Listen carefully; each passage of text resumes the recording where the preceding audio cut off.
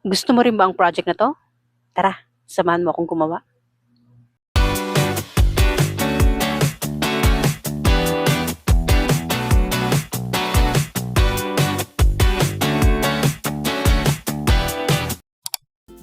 Hi guys! So for today's video ay tuturuan ko kayong gumawa ng tara pancake. Ay hindi, wait, waffle 'to. Waffle pala 'to. So ayan, dalawang version yung ginawa ko. Kayo na lang yung bahala kung alin yung mas bet nyo. So here, kailangan natin ng fuzzy wire na kulay brown.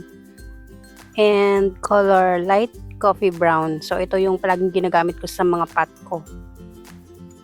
And lastly, color gardenia yellow. So uunahin muna natin tong kulay dark brown. Bale, tutupiin lang natin siya sa gitna at yung kalahati ibibilog natin. So ayan, nila ko lang. And then itong sobra na to, dito mo siya sa side ilalagay kasi pagka inikot mo siya, para hindi daanan ng kamay mo yan. Para hindi masakit, di ba? So ayan, bilog na, di ba? Hindi perfect pero okay na yan. So ito namang sobra, i-fold na natin. Tapos sisimulan na natin balutan yung pinaka base natin na bilog. Ayan. So kapag gumagawa kayo ng ganito, kailangan lang is control lang yung force na binibigay natin kasi madalas na de-deform siya.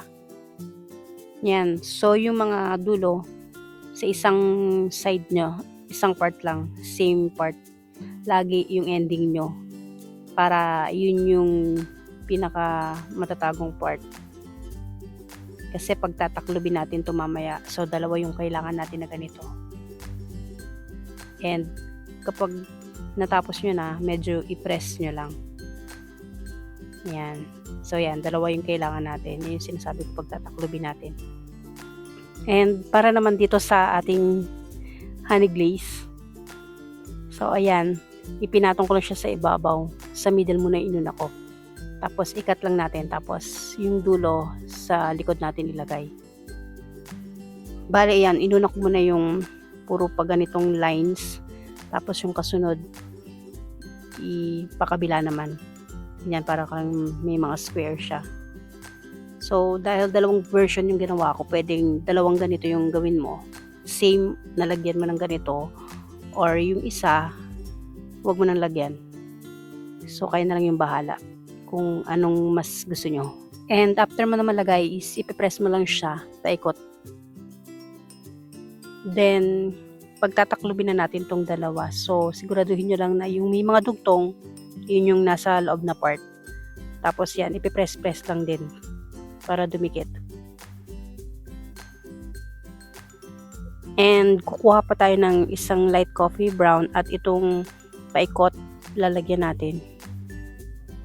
So yan, kapag naglalagay tayo ng ganito, kailangan lang medyo i-press muna natin bago mo bitawan para siguradong kumapit siya. Kasi minsan bumubuka siya.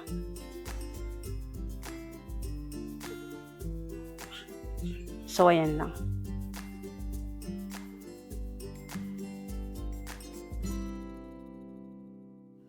And para naman sa pinaka-butter niya, itong yellow, itutupi lang natin siya sa gitna and itutupi pa ulit. Bale 1/4 lang yung kailangan natin. Pero hindi nyo siya ikakat. Ito-twist lang natin para malak. And yung maliit na yun, i-form natin siya ng square. And then yung sobra, yun yung i-fold natin para ipangbalot. So ayan, press lang and then idikit na natin. At ito na yung final product natin. Ikaw, anong version ang mas gusto mo?